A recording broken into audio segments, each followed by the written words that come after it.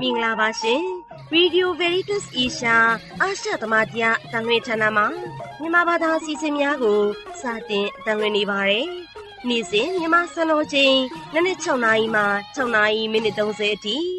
RVE မြန်မာ Facebook စာမျက်နှာနဲ့ RVE မြန်မာ YouTube Channel တို့မှာအသံလွှင့်ပေးနေပါတယ်ရှင်။သောတာရှင်ဓမ္မမိတ်ဆွေ RVE Fan များအားလုံးဖျားရှင်ရဲ့ကောင်းချီးမင်္ဂလာကျေးဇူးတော်များခံစားရပါစေကြောင်း RVE မြန်မာဝိုင်းတော်သားများအားလုံးရဲ့ကိုစားကျမ Sister Lucia တနအောင်ကနှုတ်ခွန်းဆက်ပါရရှင်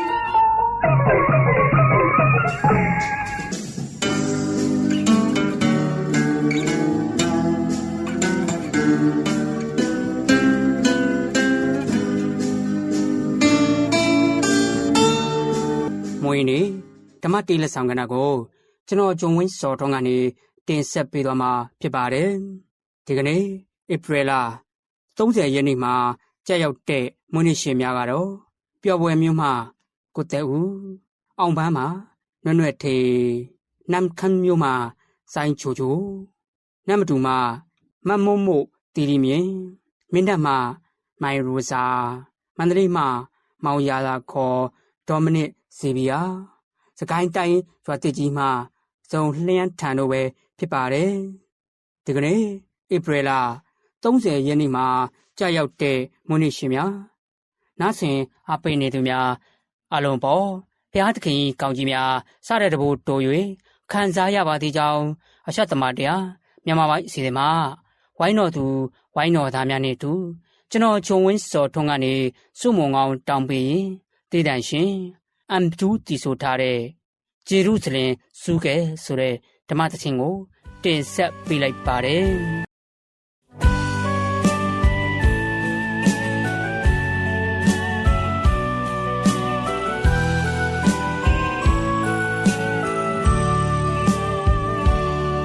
လူသားအလုံးရဲ့အဖြစ်တွေနဲ့ပေးချင်နေတဲ့ကားတိုင်းကိုထမ်းပြီးနာတော်ရင်ပြင်းတို့ဆွန်ခွာနေစားထားတဲ့တန်ကိုရောချင်းချီလန်းရင်လို့ရိုင်အသက်သွေးစတာဖို့ကိုရောရှောင်းလန်းလာချီဘဝနူနူလေးကိုယ်ချီမနာချရှာမေဒါကိုမူပဲအပြစ်တွေသေဆောင်နေကြတိုင်းရွတ်တိုင်းဆွေစဉ်ကိုရောရဲ့သွေးချွေးများစွာမြေခါစီစင်ကကာရာရီတောင်းထိန်တိုင်းဂျေရုဆလင်စုကကြဦးကောင်းကသွေးတွေအသွေးတော်တွင်ငိမ့်သက်ပေးခဲ့ပြီအပြင်းမဲ့လပွားနုကိုတာမိုးရိုက်ပေါင်းထသွေးစိမ့်စိမ့်ရှင်ရှင်ရဲ့ပြည့်အလုံးဒီအသွေးနဲ့စေကြောငယ်ပြီလေကောင်းရာရီတောင်ပေါ်မှာတော့ကိုရောရဲ့လုံးသွေးမြဲခံယူဖို့အသင်ရှိတယ်ယုံကြည်သူအားဖိတ်ခေါ်စေ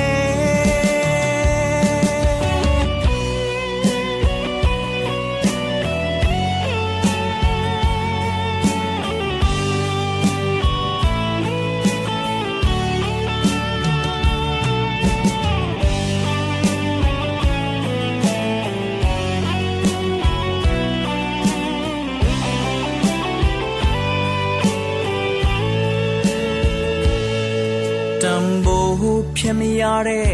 အသွေးတော်အားခံယူသူများချစ်သူတခင်အသက်လန်းကျင်ပင်မဲ့လဲရှောင်းလန်းမှာကြောက်ကပါ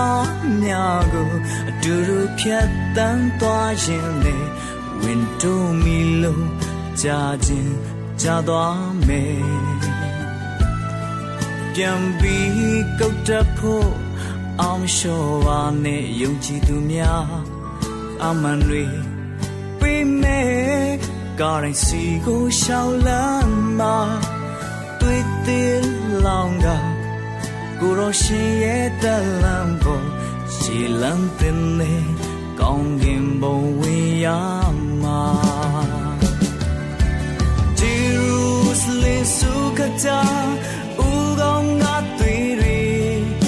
အသွေးတော်တွင်ငိမ့်သက်ပေးခဲ့ပြီပြမဲတဲ့လပွားနုကိုတာမိုးရိုက်သွေးလုံးပန်းထသွေးစိမ့်စိမ့်ရှိရှိရဲ့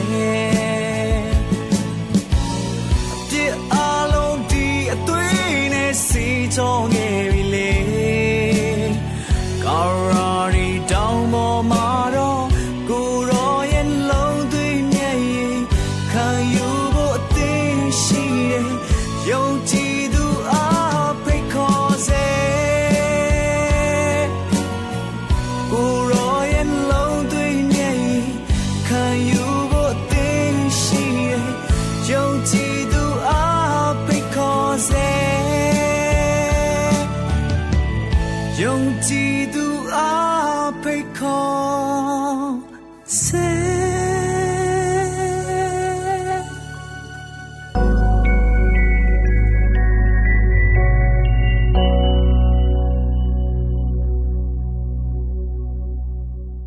ဖြူရဆိုတော့ဓမ္မမိတ်ဆွေအပေါင်းတို့ဒီနေ့ကျွန်တော်တို့ဖတ်ရှုကြားနာခဲ့တဲ့ရှင်ယောဟန်ရဲ့ကျမ်းထဲမှာချို့သောဂျူးတွေကခရစ်တော်ဘုရားခင်စီကိုလာပြီးတော့မေးခွန်းထုတ်ကြတယ်။သင်ဘယ်သူလဲဆိုတဲ့မေးခွန်းကိုထုတ်ကြတယ်။သင်ဒီကျွန်တော်တို့ရဲ့စိတ်ကိုမရေမရာဖြစ်စေတယ်။ခရစ်တော်ဘုရားခင်ရဲ့ဖြစ်တည်မှုကိုသူတို့တန်တရားရှိတယ်။ခရစ်တော်ဘုရားခင်ရဲ့ဖြစ်တည်မှုကိုသူတို့လက်မခံနိုင်ကြဘူး။သင်ဒီခရစ်တော်ဖြစ်ပါရင်ကျွန်တော်တို့ကိုအတေနဲ့ပြောပါလို့ဟုဆိုကြ၏ခရစ်တော်အတေလင်းဖြစ်တယ်ဆိုရင်ကျွန်တော်တို့ကိုအတေလင်းပြောဆိုပါခရစ်တော်ဘုရားသခင်သူတို့ကိုပြောခဲ့ပြီးသားဖြစ်တယ်ခရစ်တော်ဘုရားသခင်ရဲ့လုပ်ရက်ကိုပဲကြည့်ကြည့်ခရစ်တော်ဘုရားသခင်ဟောခဲ့တဲ့တရားတွေခရစ်တော်ဘုရားသခင်ပြသခဲ့တဲ့တဘောလက္ခဏာတွေကိုကြည့်မယ်ဆိုရင်ဒီအရာတွေတခြားသောသူတွေရိုးသားမှန်သူတွေမလုပ်နိုင်တဲ့အရာဖြစ်တယ်ဒါမှလူတွေမတက်နိုင်တဲ့အရာမလုပ်နိုင်တဲ့အရာကိုခရစ်တော်ဘုရားသခင်လူတွေရဲ့ရှေ့မှာပြသခဲ့တယ်။ခရစ်တော်ဘုရားသခင်ကိုယ်တိုင်ကလည်းပြောတယ်သင်တို့အားငါပြောဆိုခဲ့လိမ့်ပြီ။ငါဘုရားသခင်ဖြစ်တယ်ငါသည်ခရစ်တော်ဖြစ်တယ်ဆိုတာကိုဒီလင်းဘုရားသခင်ဝန်ခံခဲ့တယ်ပြောဆိုခဲ့တယ်။ဘုရားသခင်ကဘယ်တော့အခါမှလူတွေကိုရှုပ်ထွေးစေမဲ့စကားလုံးမျိုးတွေမပြောဆိုဘူး။အတေလင်းငါဘယ်သူဖြစ်တယ်ဆိုတာကိုအတေလင်းပြောခဲ့တယ်။ဒါပေမဲ့ဒီနေ့တချို့သောဂျူးတွေကခရစ်တော်ဘုရားသခင်ရဲ့ဖြစ်တည်မှုကိုလက်မခံနိုင်ကြတာကိုတွေ့ရတယ်။ဘာကြောင့်သူတို့ဒီခရစ်တော်ဘုရားသခင်ရဲ့ဖြစ်တည်မှုကိုလက်မခံနိုင်ကြတာလဲ။သူရဲ့ယုံကြည်ခြင်းအားနည်းတဲ့အတွက်ကြောင့်ဖြစ်တယ်။မိမိကိုယ်ကိုရှေ့တန်းတင်ထားတဲ့အတွက်ကြောင့်ဖြစ်တယ်။ငါတို့သာလျှင်အခြားသောသူတွေထက်ပိုပြီးတော့တန်ဖိုးရှိတယ်။သူတွေအတွက်ငါတို့သာလျှင်ပိုပြီးတော့ဥဆောင်ပေးနိုင်တယ်ဆိုတဲ့ခံစားချက်သူတို့မှာရှိလိမ့်မယ်။သို့တော်သင်တို့ဒီမယုံကြည်ကြတဲ့ခရစ်တော်ဘုရားသခင်ကငါသည်ဘုရားသခင်ဖြစ်ပါတယ်ဆိုတာကိုခရစ်တော်ဘုရားသခင်အကြိမ်ကြိမ်ပြောခဲ့တယ်။ဒါပေမဲ့သူတို့ဒီအရာတွေကိုမယုံကြည်ဘူးလက်မခံနိုင်ဘူး။ခရစ်တော်ဘုရားသခင်ဆက်ပြီးတော့ပြောလဲသို့တော်သင်တို့ဒီမယုံကြည်ကြအဘယ်ကြောင့်ဆိုတော့သင်တို့ဒီငါ၏တိုးစုတွင်မပါဝင်သောကြောင့်ဖြစ်၏တဲ့။ဒီနေ့တိုးစုမှာမပါဝင်တဲ့ပုံကိုယ်တွေဟာဘုရားသခင်ကိုဘယ်လိုနည်းနဲ့မှလက်မခံဘူးဆိုတာကိုတွေ့ရတယ်။ဒါပေမဲ့ခရစ်တော်ဘုရားသခင်ကသူ့ရဲ့တိုးစုတွေဒီငါရဲ့အတန်ကိုသိတယ်ငါရဲ့အတန်ကိုသိတယ်ငါရဲ့အနောက်ကိုလိုက်တယ်ငါဒီလည်းပဲသူတို့ကိုသိတယ်တဲ့ခရစ်တော်ဘုရားသခင်ကဒါမှမဟုတ်ဒီနေ့ကျွန်တော်တို့ပြန်ပြီးတော့မိမိကိုမိမိစဉ်းစားကြည့်ကြရအောင်ငါတို့ဒီတိုးချန်ထဲမှာရှိနေတဲ့တိုးတွေလားနောက်တစ်ခုကကြတော့ငါတို့ဒီတိုးချန်ထဲမှာရှိပေမဲ့ငါတို့ဒီတိုးရောဟုတ်ရဲ့လားတိုးရခြုံထားတဲ့ပုံကိုယ်တွေလည်းရှိလိမ့်မယ်ဂျူးလူမျိုးတွေဒီနေ့မိုးစေဥပဒေကိုလိုက်နာခဲ့ကြပေမဲ့စစ်မှန်တဲ့ဘုရားရှင်ကြွလာတဲ့အခါမှာဒီဘုရားရှင်ကိုသူတို့လက်မခံကြဘူးသူတို့ကိုယ်တိုင်ကအုပ်ထိန်သူတွေလို့ဆိုအောင်ဆိုလိုက်မယ်သူတို့ကိုယ်တိုင်ကငါတို့ဒီအကြီးအကဲတွေဘာသာရေးမှာအကြီးအကဲတွေဘ ဖြစ်တယ်ဆိုပြီးတော့ခံယူထားတဲ့သူတွေလည်းရှိကောင်းရှိလိမ့်မယ်ဒါပေမဲ့သူတို့ဒီသိုးအုပ်စုထဲမှာရှိပေမဲ့စစ်မှန်တဲ့သိုးတွေတော့မဟုတ်ဘူးဟန်ဆောင်ထားတဲ့သိုးတွေဖြစ်တယ်တော့ဘုရားသခင်ကငါ့ရဲ့သိုးတွေကငါ့ရဲ့အတန်ကိုသိတယ်တဲ့ဒီနေ့မိကုန်းထုတ်တဲ့ကျူးတွေကခရစ်တော်ဘုရားသခင်ရဲ့အတန်ကိုသူတို့ကြားပေမဲ့လက်မခံနိုင်ဘူး။ဒါကြောင့်လေအဲ့ဒီအတန်ဒီသူတို့နဲ့ရင်းနှီးနေတဲ့အတန်မဟုတ်ဘူး။ကျွန်တော်တို့ပဲဒီနေ့ခရစ်တော်ဘုရားသခင်ရဲ့တိုးချန်ထဲမှာရှိနေတဲ့သူတွေဖြစ်တယ်။ဒါမို့တိုးချန်ထဲမှာရှိနေတဲ့ကျွန်တော်ဒီဘုရားသခင်ရဲ့အတန်ကိုသိရမယ်။ခရစ်တော်ဘုရားသခင်ရဲ့အတန်ကပါလေကျွန်တော်တို့နားထောင်ဖို့လိုအပ်တယ်။နေ့စဉ်ဘုရားသခင်ရဲ့အတန်ကိုကြားနိုင်အောင်ကြိုးစားရမှာဖြစ်တယ်။ဘုရားသခင်ရဲ့အတန်ကတော့ပါလေမေတ္တာချစ်ခြင်းမေတ္တာရှင်ဖြစ်တယ်သူ့ရဲ့အတ္တဟာမေတ္တာတရားဖြစ်တယ်သူ့ရဲ့စကားသည်မေတ္တာစကားသာဖြစ်တယ်။ဒါမှဘုရားသခင်ကငါ့ကိုယုံကြည်သောသူတွေထာဝရအတ္တရ၏တဲ့။ထာဝရအတ္တငါသည်သူတို့အားထာဝရအတ္တကိုပေး၏။တိုးချန်ထဲမှာရှိနေတဲ့သူတွေကိုဘုရားသခင်ကထာဝရအတ္တပေးတယ်။ဘယ်တော့အခါမှဖြစ်စည်းခြင်းကိုဘုရားသခင်ကခွင့်ပြုမှာမဟုတ်ဘူး။ဒီရမှာကကျွန်တော်တို့ငါတို့မပြည့်စည်နိုင်ဘူးငါတို့တိုးချန်ထဲမှာရှိတဲ့အတွက်ကြောင့်ငါတို့ဒီဘယ်တော့ခါမှမပြည့်စည်နိုင်ဘူးခန္ဓာကိုယ်ပြတ်သုံးခြင်းကိုဦးစားပေးပြီးတော့စဉ်းစားဖို့မဟုတ်ဘူးကျွန်တော်တို့ရဲ့ဝိညာဉ်ထာဝရရှင်သန်ဖို့ဘုရားသခင်ရဲ့ထာဝရအတူနေနိုင်ဖို့ရန်အတွက်ဘုရားသခင်ကဒီနေ့ဂရုပေးနေခြင်းဖြစ်တယ်ငါရဲ့တိုးချန်ထဲမှာရှိတဲ့သူတွေကိုဘုရားသခင်ကအစဉ်အမြဲစောင့်ရှောက်မယ်အစဉ်အမြဲကာကွယ်ပေးမယ်ထာဝရအသက်ကိုလည်းပေးမယ်ဓမ္မဝတ္ထုကျမ်းထဲမှာဆိုရင်ကျွန်တော်တို့စတီဗင်တက်ခံရပြီးတဲ့အခါမှာချို့သောဂျူးတွေကယုံကြည်သူခရစ်ယာန်တွေကိုခရစ်တော်ဘုရားသခင်ရဲ့နောက်ကိုလိုက်တဲ့သူတွေကိုလိုက်လံပြီးတော့နှင်ပန်းနှိပ်စက်ကြတယ်လိုက်လံဖမ်းဆီးကြတယ်ထောင်ချကြတယ်ဒါမှမဟုတ်ချို့သောယုံကြည်သူတွေဟာကြောက်ရွံ့တဲ့အတွက်ကြောင့်မို့ထွက်ပြေးတိမ်းရှောင်ခဲ့ရတယ်ဒီနေ့သူတို့တွေထွက်ပြေးတိမ်းရှောင်ခဲ့ကြပေမဲ့တိုးချန်ထဲမှာရှိနေတဲ့စစ်မှန်တဲ့တိုးတွေဖြစ်တယ်။ဘာကြောင့်လဲသူတို့ထွက်ပြေးတဲ့အခါမှာသူတို့ရဲ့ယုံကြည်ခြင်းကိုထားခဲ့ပြီးတော့ထွက်ပြေးသွားတာမဟုတ်ဘူး။သူတို့ထွက်ပြေးသွားတဲ့အခါမှာဘုရားသခင်ကိုယုံတဲ့ယုံကြည်ခြင်းဘုရားသခင်ကိုချစ်တဲ့မေတ္တာတရားဘုရားသခင်ကိုအစီခံခြင်းနဲ့သူတို့ရဲ့ဆန္ဒအားလုံးသူတို့နဲ့အတူယူဆောင်သွားခဲ့တာဖြစ်တယ်။အဲ့လိုယူဆောင်သွားတဲ့အခါမှာသူရဲ့ယုံကြည်ခြင်းကိုပြန်လည်ပြီးတော့အခြားသောတပါးသူတွေကိုပြန်ပြီးတော့ဝေငှကြတယ်။သူခံစားရရှိခဲ့တဲ့ယေရှုတော်သူတို့သိရှိခဲ့တဲ့ဘုရားသခင်မြတ်တာတော်ကိုပြန်လည်ပြီးတော့ဝေငှတဲ့အခါမှာယုံကြည်သူတွေပို့ပြီးတော့များပြားလာတယ်။ယုံကြည်သူတွေပို့ပြီးများပြားလာတယ်။ဒါကြောင့်ဘုရားသခင်ကသူ့ရဲ့တိုးချန်ထဲမှာရှိတဲ့သူတွေကိုဘုရားသခင်ကဒီနေ့ကာဝယ်ပေးမယ်၊ဆောင်ရှောက်ပေးမယ်၊ထာဝရအသက်ကိုပေးမယ်ဘုရားသခင်ကမိန့်တော်မူထားတာဖြစ်တယ်။ဒါမှမဟုတ်ကျွန်တော်ဒီနေ့ယုံကြည်ခြင်းကိုရှောင်လန်းတဲ့အခါမှာတတရရနဲ့ရှောင်လန်းသွားမယ်လို့စဉ်းစားကြပါနဲ့။ယုံကြည်ခြင်းကိုရှောင်လန်းတဲ့အခါမှာကျွန်တော်အခက်အခဲတွေအများကြီးကြော်ဖြတ်ပြီးမှရှောင်လန်းရမှာဖြစ်တယ်။ဒီနေ့အချို့သောဂျူးတွေကဒီနေ့ဘုရားသခင်ကိုမေးခွန်းထုတ်တဲ့အခါမှာလည်းပဲသင်ဘယ်သူလဲဆိုတဲ့မေးခွန်းထုတ်ကြတယ်။သင်ဘယ်သူလဲဆိုတာကသူတို့ဒီခရစ်တော်ဘုရားသခင်ကိုလုံးဝမသိဘူးဆိုတဲ့ခံစားချက်သူတို့မှာ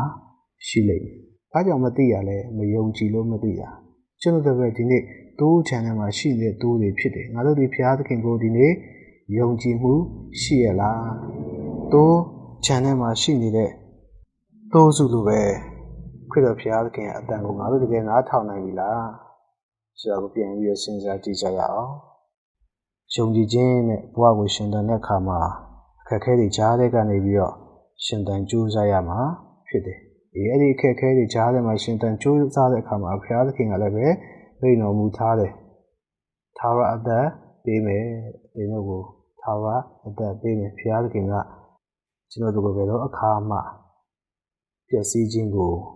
ခွင့်ပြုမှာမဟုတ်ဘူးဆိုတာကိုကျွန်တော်တို့ယုံကြည်ခြင်းနဲ့အတူ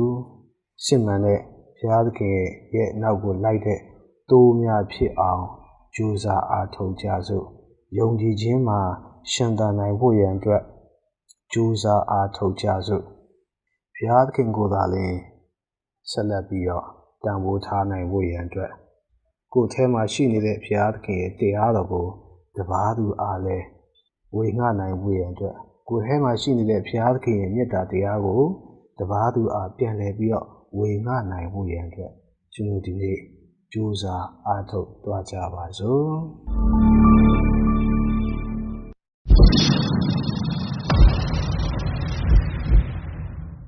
ဒီကနေ့အတွက်ယဟန်မင်းကြီးရဲ့သတင်းစကားကဏ္ဍမှာတော့ယေရှုခရစ်တော်သည်ကျွန်ုပ်တို့၏ဝိညာဉ်ရေးရာငတ်မွတ်မှုကိုပြေပျောက်စေသည်ဟုအန်ဂျေလုမြတ်တာရွတ်ဆိုခြင်းမှာပုပ်ယဟန်မင်းကြီးမိန့်ကြားခဲ့သည့်အကြောင်းကိုတင်ဆက်ပေးမှာဖြစ်ပါတယ်။ဝါရင်းကာလတတိယမြောက်တနင်္ဂနွေနေ့ပုပ်ယဟန်မင်းကြီးလီယို14သည်ရေတွင်းနားတွင်သခင်ခရစ်တော်နှင့်တွေ့ဆုံခဲ့သည့်စာမာရိတန်အမျိုးသမီးအကြောင်းဧဝံဂေလိကျမ်းကိုထောက်ရှုခဲ့ပြီးယေရှုခရစ်တော်သည်လူသားတို့၏ဝိညာဉ်ရေးရာငတ်မွတ်မှုကိုမြည်သို့တုံ့ပြန်ကြောင်းနှင့်ယုံကြည်သူများကိုဂရုတစိုက်ရှိသောအမှုတော်ဆောင်ခြင်းစစ်မှန်သောတပည့်တော်ဖြစ်ခြင်းနှင့်ဝိညာဉ်ရေးရာပြုပြင်ပြောင်းလဲခြင်းတို့အတွက်မြည်သို့ခေါ်ယူထားကြောင်းကိုမိမောင်းထိုးပြခဲ့ကာယေရှုခရစ်တော်နှင့်တွေ့ဆုံခြင်းသည်လူသားတို့၏နှဆိုင်သောစိတ်အတွင်း၌ထာဝရအသက်သို့စီးထွက်စေမည့်စံရည်ကိုလှုံ့ဆော်ခဲ့သည်ဟုမိန့်ကြားခဲ့ပါသည်ဝါရင်းကာလသည်ဖျားသခင်၏ကျေးဇူးတော်ကိုတွေးကြုံခံစားစေခြင်းမှတားဆီးနေသောအတားဆီးများမှကျွန်ုပ်တို့၏နှလုံးသားများကိုလွတ်မြောက်စေရန်ထူးခြားသောအခွင့်အရေးဖြစ်ကြောင်းထို့ပြင်နယ်သာလန်ဂျူးစာရေးဆရာမE.T. Hillesum ၏စကားကိုကိုးကားခဲ့ကာဖျားသခင်သည်ကြောက်ခဲနှင့်သဲများအောက်တွင်မြုပ်နေသည်ဟုထင်ရသည့်တိုင်အောင်ကိုရော့ကိုပြန်လည်တူးဖော်ရမည်ဟုရေးသားထားကြောင်းကိုလည်းကိုးကားပြောကြားခဲ့ပါသည်ဆမာရိတန်မျိုးသမီးနှင့်ယေရှုခရစ်တော်စကားပြောဆိုမှုအပေါ်တပည့်တော်များ၏အံ့အားသင့်မှုနှင့်ကိုရော၏သာသနာလုပ်ငန်းကိုလက်ခံရန်တွန့်ဆုတ်မှုတို့ကိုထောက်ရှုကာယဟန်မင်းကြီးကမိမိပတ်ဝန်းကျင်ကိုကြည့်ရှုကြလော့စဘာရိတ်သိမ်းရန်လယ်ကွင်းများမြည်သို့မှဲ့ဝန်းနေသည်ကိုကြည့်ကြလော့ဟုကိုတော်မိန့်ကြားခဲ့ကြောင်းဘုရားသခင်ကျေးဇူးတော်ကိုချက်ချင်းမမြင်နိုင်သည့်နေရာများတွင်ရှာဖွေတွေ့ရှိရန်လိုအပ်ကြောင်းယေရှုခရစ်တော်၏ဂရုစိုက်မှုယိုသေးလေးစားမှုနှင့်သူတစ်ပါးကိုဝေဖန်စီရင်ခြင်းမရှိမှုတို့သည်ခရိယန်များအတွက်စံနမူနာဖြစ်ကြောင်းထောက်ပြခဲ့ပါသည်ပထမဆုံးသောတမန်တရားဟောသူအမျိုးသမီးများစွာထဲမှစာမာရိတန်အမျိုးသမီး၏အခန်းကဏ္ဍကိုလည်းယဟန်မင်းကြီးကဆင်ခြင်သုံးသပ်ခဲ့ကာသူမ၏သက်သေခံချက်သည်သူမ၏လူအဖွဲ့အစည်းကိုယုံကြည်ခြင်းစီသို့ပို့ဆောင်ပေးခဲ့သည်ကျွန်ုပ်တို့တွေ့ဆုံရသောပုဂ္ဂိုလ်ကိုဂရုစိုက်ပေးရန်အတွက်အချိန်ကိုမေ့လျော့နေရခြင်းသည်ညီမျှပင်လှပသည်။ဆက်လက်ပြီးယဟန်မင်းကြီးကငြိမ်းချမ်းရေးနှင့်ညီညွတ်ရေးအတွက်တောင်းဆိုချက်သတင်းစကားကိုနေကုန်းချုပ်ရာတွင်ပုပ်ယဟန်မင်းကြီးလီယို14ကတမန်တရားနှင့်တရားမျှတမှုကိုစာငတ်နေသူများအတွက်အမှုတော်ဆောင်ရာတွင်သာသနာတော်၏မိခင်မေတော်မာရီယာ၏ဂျာဝင်တောင်းလျှောက်မှုကိုရယူကြရန်တိုက်တွန်းခဲ့ကာအမှုတော်ဆောင်ခြင်းသည်ကွဲပြားမှုကိုကျော်လွှားရမည်ဖြစ်ပြီးငါတို့နှင့်သူတို့ဟုသောခွဲခြားမှုမျိုးကိုတတိပေးခဲ့ပြီးဖျားသခင်ကိုကိုးကွယ်သူများသည်ဝိညာဉ်ရေးတရားနှင့်သစ္စာတရားဖြင့်ကိုးကွယ်သောငြိမ်းချမ်းရေးကိုဖော်ဆောင်သူအမျိုးသားအမျိုးသမီးများဖြစ်ကြသည်ဟုနေကုန်းချုပ်အနေနဲ့မြွက်ကြားခဲ့ပါသည်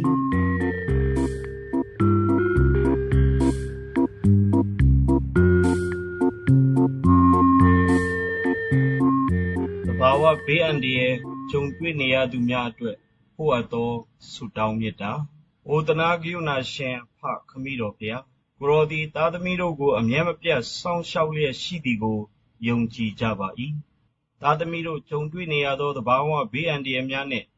စစ်မက်အန္တရာယ်ဘေးများကြားမှကိုရောရှင်သနာဂရုဏာတော်ဖြင့်ထူမပေးတော်မူပါ။သားသမီးတို့သည်ခွန်အားကုန်ခန်း၍အကြိမ်ကြိမ်လဲကျလျက်ရှိကြပါ၏။ကိုရောရှင်မှလွဲ၍မြည်သည့်အရာမှအားကိုးစရာမရှိပါသောကြောင့်သားသမီးတို့လိုအပ်နေသောစိတ်ဓာတ်ခွန်အားနှင့်ကာယခွန်အားကိုဖြည့်ဆည်းပေးတော်မူပါလိုအပ်နေသောဆေးဝါးများအစားအစာများရေနှင့်အသုံးအဆောင်များ